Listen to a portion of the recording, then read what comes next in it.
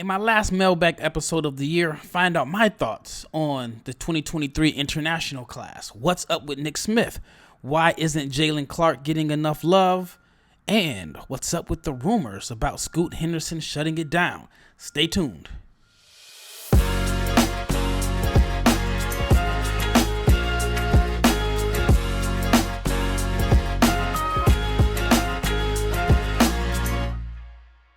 Good morning. It is December 28th. We are down to the last 3 days of 2022. I am your host, Rafael Barlowe, the director of scouting for NBA Big Board and the founder of NBA Draft Junkies. And I may have a new title coming up soon. I'll keep you posted on that. I'm really looking forward to this. But yes, we are down to the last few days of 2022. 2022 has been a pretty good year for me. And I just want to talk about last night briefly. All right. So the last few days I've been getting up at 3-4 o'clock in the morning. And that is really the only time I can get my work done since I have my son all day. My wife is working her regular 9 to 5 or 9 to 6 work hours. So the earlier I get up, the earlier I fall asleep. So yesterday I sat down on the couch at about 7 o'clock. And I thought I was going to take a quick nap before the Mavs game at 7:30. And I usually go to Mavs home games. And I was planning on going to this game, but I decided to play a little bit safe since I had tested positive for COVID last week. I'm totally fine. It was like one of the weakest colds I've ever had.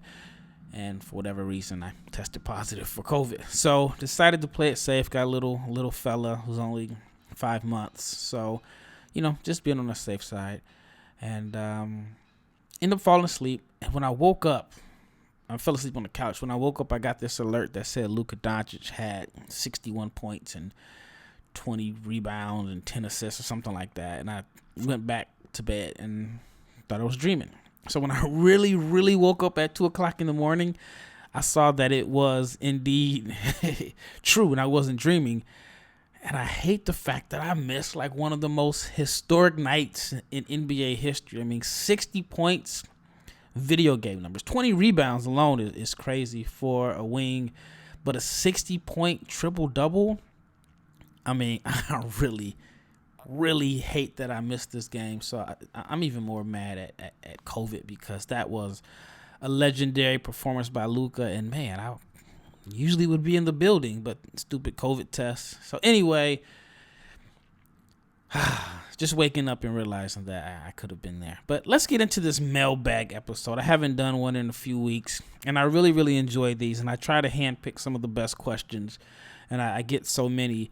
But these are fun. These are probably like my favorite episodes. And honestly, if I could do a mailbag episode every day, I probably would, because they're just easy, and it's an opportunity for me to just answer questions that other people have. And sometimes the questions are a little ridiculous because somebody is asking my opinion about this player that is far from an NBA prospect. That happens a whole lot. There's also a lot of trainers that every time their client has a decent game, they're sending me the clips and the footage and asking me my opinion on it.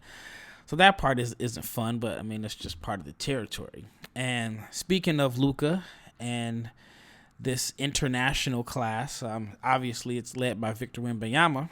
And the first question is, after Victor Wembanyama, then who else in this international class is worth looking at? And I think that France has a chance to have 3 guys selected in the first round. Obviously, Wembanyama, number 1, who is totally kicking butt and dominating over in France right now. Then you have Ryan Rupert, who is playing. I don't know if he's actually playing right now. I know he had a wrist injury that probably is going to keep him out the majority of the season, if not the rest of the season. I haven't checked in a few days, but he was playing decent. He is your prototypical 3-and-D guy. He's like 6'7", has like a 7-foot wingspan. Has shown some flashes of being able to knock down shots and be able to do a little bit off the dribble as far as being like a pick-and-roll guy. So I think that he is pretty close to a lock as a first-round pick, even though the sample size is pretty small. And then there's Sidi Sissoko, who's playing for the G League Ignite. He is from France. He played last year, like second division Spain. The numbers aren't popping out, but I think that he has shown enough to where he is a legitimate first-round candidate. 6'8", 200 pounds, strong frame, a natural playmaker. I think this year has been good for him in a sense because he's on a team where there's so many guys that need the ball in their hands, and there's so many guys that are best as playmakers in a sense that he's had to learn how to play a little bit more off the ball than he's accustomed to playing. And I think that he's done fairly well in that role. He's shooting a good percentage off the catch. My biggest knock on City is he just takes way too many jumpers off the dribble. Like if he has a ball screen, instead of attacking and getting downhill, he's going to settle for a step back jumper. It was kind of a knock that I had on him last year, and it's kind of continued this year. But I do believe that he is someone that can be a first round pick. And then there's Nikola Jurisic, who is playing in Serbia. He maybe got on the attention or on the radar for American draft fans when he played against the Thompson twins this summer. Just your typical Serbian skilled guy that just does a little bit of everything. He can shoot, he can pass. Just an advanced player for his age group. Not the greatest athlete, but that's kind of a knock on almost every Serbian player. I mean, I'm sure if we looked at Nikola Jokic scouting report from a few years back, it would say the same thing, not athletic. Same thing from Bogdanovic. So I do think that he does have the skill set to make up for his lack of athleticism. There's James Nagy. I've talked about him before. He's very similar to Jalen Duren, just an overgrown, physically advanced teenager that has a defined role in the NBA as a rim runner, shot blocker, guy that's just going to be at the dunker spot, finishing everything. I think he has a chance to be a first-round pick. Then there's Usman Njai, who is playing, and I know he played in Germany last year. He's high upside, more so of a long-term project, but does have some intriguing physical tools, able to shoot, kind of score off the dribble. Really thin. It's going to be a huge jump in competition, so I think that he is a ways away, but for a team that's gambling on upside, he is an option there. Then there's Juan Nunez. I like Juan, man. Juan is, like your Spanish point guard that has this flash and flair. His numbers may not fully show how much impact he has on the game. He's playing really well right now for Ulm in Germany, and he had a game-winning shot. I want to say it was last week. My weeks are, I think it was last week. And you don't really see 18-year-olds with that type of freedom and that type of, I guess, balls to take big shots, especially in like EuroLeague or Euro Cup competition. He's playing for the same team that Killian Hayes played for right before Killian entered the draft, and Killian's actually turning the corner a little bit. So I think this international class is decent. You may get 7 guys drafted. I mean, it's not going to be a crazy deep class, but I mean, if it is, it's top heavy because Wembanyama is that dude. All right, the next question that I have, and man, I'm already close to the end of the first segment. The next question is, why isn't Zach Edey a projected first-round pick? ESPN has him at number 58. Zach is someone that I first saw him play 2 years ago when he was a freshman. I was watching Purdue play Miami. He was playing behind Trevion Williams, and I know last year they split time. Even if you look at their numbers, because they split time, they were very productive in their numbers. And so I figured with Edey having the court to himself this year that he was due for a big season. I didn't think that Purdue would be number one, but they are the number one team in the country, and he is a big reason why. I mean, he's just a huge physical presence, 7'4", almost 300 pounds. He is currently putting up huge numbers. You have to say that he's probably player of the year. I mean, he's close to it. If he's not player of the year, close to it. I just like what he brings to the table. I just feel like he is unfortunately born in the wrong era. He's averaging 22 points, 14 rebounds per game, also averaging 2 blocks. And if you look at the numbers last year, he played like 19 minutes per game, and he averaged like 14 and 7. So he's pretty much almost a little less than doubled his rebounds. His points per game are up 8. He's having a phenomenal year. But yeah, I just think he was born in the wrong era. I think that there is a potential spot for him. I mean, you look at guys like Boban who've been able to carve out a decent career. Definitely once he gets the ball in the paint, I mean, he's close to unstoppable. But I just think the way the NBA is going, teams would make him defend in space. And it's going to be tough for him, but I like what he's done so far. And so I do think that is the biggest reason, is that he is projected late first round or even undrafted by some. If this were, and it seems like I say this about almost every big man, if this were 2002 instead of 2022, he is, in my opinion, a lock as a first round pick, probably even a lottery pick. All right, when we return, I have a bunch of questions that I will answer, but I want to talk to you about PrizePicks. Now, if you do not know what PrizePicks is, all you have to do is just pick 2 to 6 players, and you just decide if they will score more or less than their PrizePicks projection, and you can win up to 25 times your money on any entry. There's no competing against other people. It's just you versus the projections. They offer projections on any sport you can watch. NBA, NFL, NHL, college basketball for men and women. They even have esports. And the entries can be made in 60 seconds or less. It's that easy. They are safe and fast withdrawals. And it's currently operational in 30 states and Canada. So download the PrizePick app or go to prizepicks.com to sign up and play daily fantasy sports. If you are a first-time user, you can receive a 100% instant deposit match up to $100 with the promo code Locked On. If you deposit $100, PrizePicks will give you $100. If you deposit $50, PrizePicks will give you $50.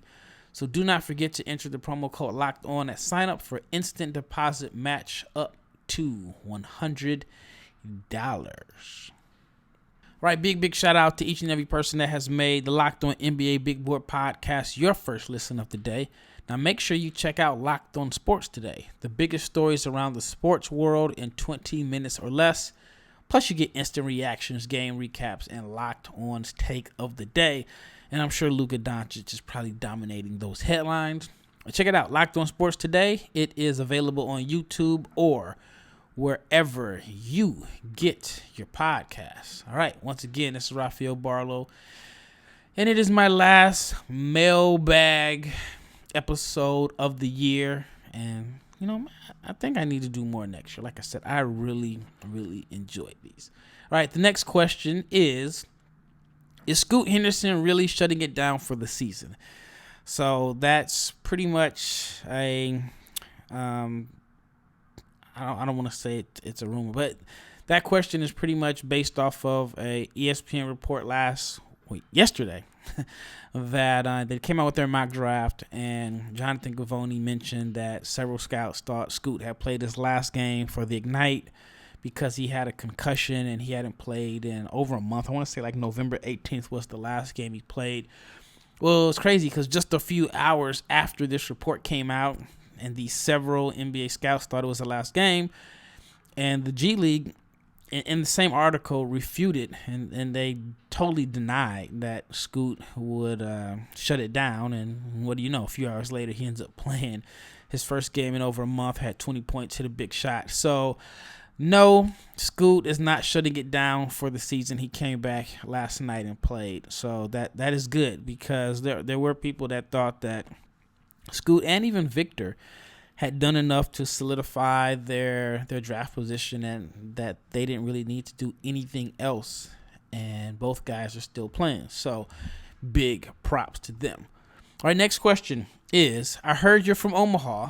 Thoughts on the Jays season and their potential draft picks in 2023? So He is referring to Creighton Blue Jays, and actually I have on a Creighton sweatshirt right now.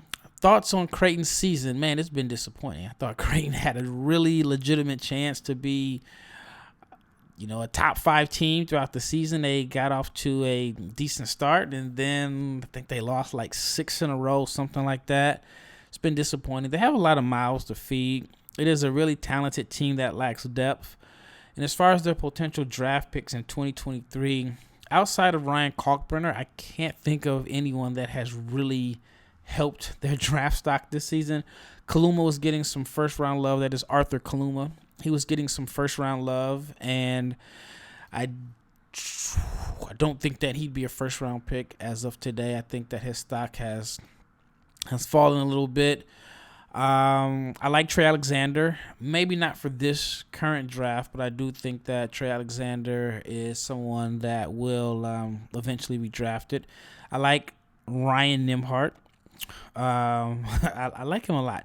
A little bit smaller than his brother, but I do think the success that his brother has had probably has helped him a little bit. I mean, he is your guy that's probably going to draw a lot of comparisons to Tyus Jones, maybe like a career backup spot starter just in case, but a guy that just takes care of the ball and does a lot of things well from a team standpoint. A little bit undersized, but I think that he definitely has a shot. And then there is a guy that I was really, really, really high on coming into the season. And I thought that, after transferring from South Dakota, I thought that he was going to end up being one of the bigger surprises for Creighton this year. And the player that I am referring to is, if you're a Creighton fan, you know what I'm talking about. It is Baylor Scheierman. Oh, man, I had really high hopes for him after having such a phenomenal year. But this year, I want to say it's been a little disappointing, even though the numbers aren't bad. He's averaging 13 points, 9 rebounds. He's shooting 38% from the floor, which is, it's good in most cases. Last year, he shot like 47%. Last year, he was like 50, 47, 80 from the floor, averaged 4.5 assists. Yeah, I think he's really struggled with his shots. He's had some games where he's kind of made up for it, but in some of Creighton's bigger games, he's had some really off-shooting performances. But I like the fact that he has shown that he can rebound on any level. Still a pretty good passer. I just think that maybe in the second half of the season he can turn it on. But Baylor Scheierman is one of the guys that I was really high on coming into the season, that I do think that his draft stock has dropped a little bit. But I think he'll get some opportunities. All right, the next question, I guess it's not really a question, it is a statement. And the statement is, Jaylen Clark needs more love. And I agree 100%. Shout out to Dre Oates, a big follower of NBA Big Board. Also follows me on Twitter. We kind of shoot the breeze from time to time in the DMs. And he told me before the season, Jaylen Clark is going to have a big season. And he was totally right. So big shout out to Dre. Jaylen Clark is a guy that is doing a little bit of everything. I mean, on the defensive end, he's cutting. He's crazy efficient. I want to say he's like shooting 60% from the floor. The biggest knock on him coming into this season, or just overall, was that he wasn't a really good shooter from three. I mean, his 2 prior seasons at UCLA, he shot below 28% from three. And this year is up to 39%. So the splits are 60% from the floor, 39% from three, and 67% from the foul line. And when I have talked to different people about him, not everybody is convinced about the shooting.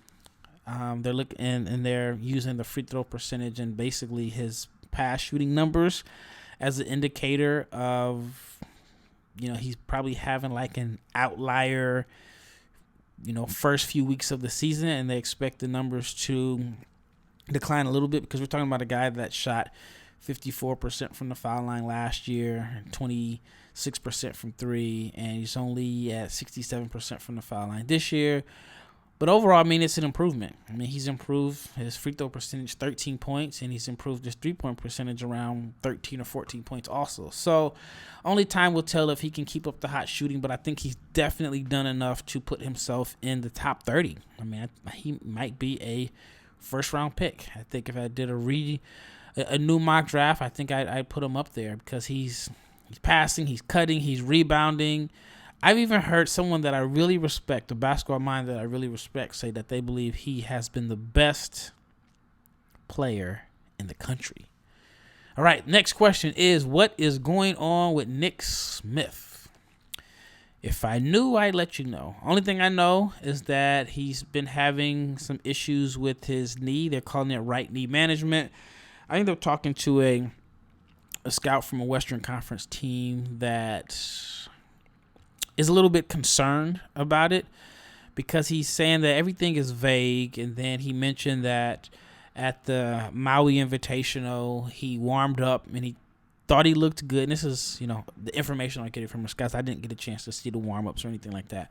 But he mentioned that he warmed up, and then he mentioned he was jumping up and down on the bench, which I did see that on TV.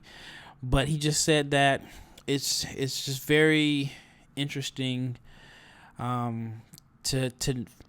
for them and scouts to just kind of figure out what is wrong with the knee. Is it something that is chronic or when did he get hurt, so on. So there's a lot of questions and concerns. This same scout mentioned that he wouldn't be surprised if Nick Smith is done for the year, and which kind of makes their job to evaluate him tough. But the scout did mention that Nick Smith was really high on his list, and that he liked him after seeing him at, I want to say it was the McDonald's game he mentioned. And so this kind of makes things a little bit difficult. I think he's done enough, or his past reputation alone is enough to get him in the top 10. Maybe not 3 like some people thought. There's some people that thought he could go number 2, that thought he was better than Scoot. But yeah, as far as your question is what's going on with him, your guess is as good as mine. It's just he's having some issues with his knee. All right, when we return, I have quite a few more questions that I would like to answer, but I got to let you know about BetOnline, because BetOnline is your number one source for sports betting info, stats, news, and analysis. You can get the latest odds and trends for every professional and amateur league out there, from pro football to college bowl season to basketball. They have it all covered at betonline.net. And if you love sports podcasts, you can even find those as well on betonline.net. It is the fastest and the easiest way to get your sports betting info. So head to the website today and use your mobile device to learn more. BetOnline, it is where the game starts. Once again, you are listening to the Locked On NBA Big Board Podcast. I'm your host, Rafael Barlowe, and I'm just answering a few questions. Sorry for the noise in the background. It is 8 o'clock in the morning, and somebody's out doing yard work. So if you hear that buzzing, then I apologize for that. All right, let's get right back to the questions. Why is Jairus Walker so highly touted? Am I missing something? And the answer to your question is yes, you are missing something. I think the reason why you see that he is so highly touted and you may not see the same thing on the court is that he's playing a limited role at Houston. I think you'd have to watch his high school film to get a better understanding of how versatile he is. I mean, you're only seeing little flashes of the passing, but in high school he was a really good passer and playmaker. And I do think like right now you are seeing him play a role that he'd probably play early in his NBA career. It's just a guy that is just basically a role player and connective tissue. But yeah, I get it. I have heard that in order to really fully appreciate his skill set, you have to watch him in practice. And so not everybody obviously has access to watching him practice. So to answer your question, he's highly touted because he's a physical presence. He's skilled. He's a really good passer and playmaker, and has the potential to be a plus defender. So yes, when you say you're missing something, it's probably because and I'm just assuming. I don't want to doubt your vision. But I'm assuming you haven't had the opportunity to really watch him play in high school, where he showed a different skill set than what he's showing right now at Houston. Well, that wraps up this episode. Again, I really enjoy the mailbag episode. Sorry I couldn't get to every single question, but thank you, the listener, for making this your first listen of the day. Now make the Locked On Sports Today your second listen. Peter Bukowski brings you the biggest stories from around the sports world in 20 minutes. You can get the analysis and opinions before everyone else with our own local and national experts and insiders.